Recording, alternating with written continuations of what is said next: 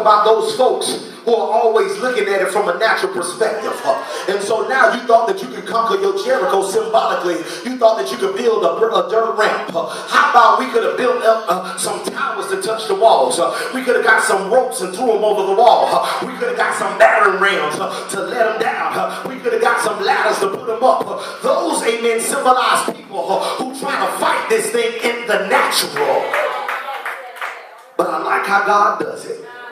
God always does it on the opposite form or opposite way, because God's method is the method of faith. Hebrews 11 and 30 and Hebrews 3 and 9, it tells us that the reason that the Israelites could not enter into their promise was because the first time they lacked faith. That tells me that faith is the obedience to the key of our victory. Come on, preacher. I'm going somewhere with that. You got to understand that there's a connection between faith and deliverance. Let me say that again. There's a connection between faith and deliverance. Prove it to me. Matthew 9 and 29, he goes on to say, according to your faith be it unto you. Matthew 17 and 19, why couldn't we drive those demons out? He said, because you had so little faith. James 5 and 15, he says, and the prayer of faith shall save the sick. Understanding that there's an inverse relationship between faith and deliverance. When faith is low, bondage comes in and take over. When faith is low, bondage comes in and it takes over. But as faith begins to rise, deliverance begins to come to the forefront. As faith begins to rise, you got to understand the results begin to increase.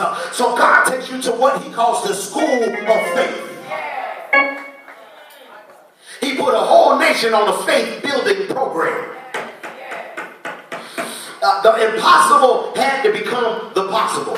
What do you mean he put them on a faith building program? Just like some of us who are athletes, when we go to a college and we're not up to the proper weight or we don't have the strength, what they do is they put us on a strength and conditioning program. And so what God is trying to do to grow your spiritual muscles is he's put you on a faith building program. This is why you keep going around Jericho. This is why you keep dwelling in the wilderness, because God is trying to build your faith.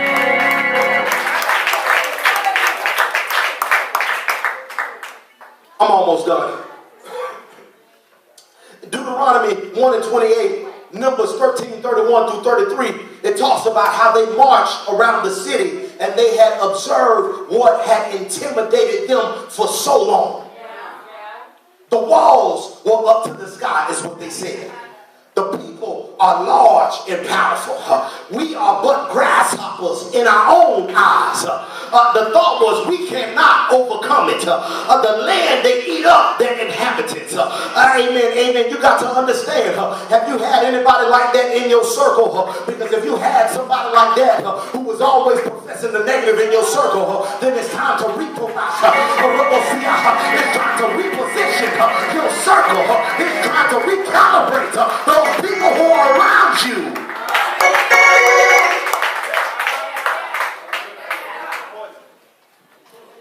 Ministers say they're poison in your life. You got to understand is that when you get injected in your bloodstream, it doesn't just stay at the spot that you were injected at, but it spreads throughout the entire body. And that's why I can't have no people in here trying to spread doubt to the good people that are in the house, because you become poison to the body of Christ. The devil is a liar. You got to go.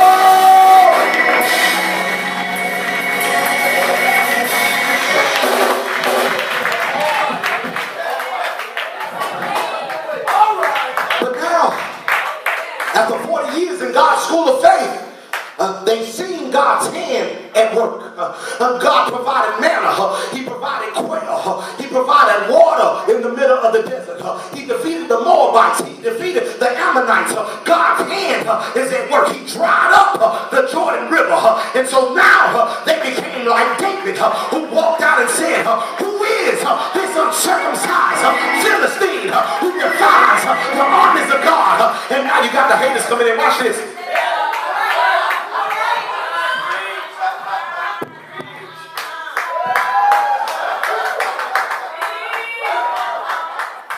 You didn't see him?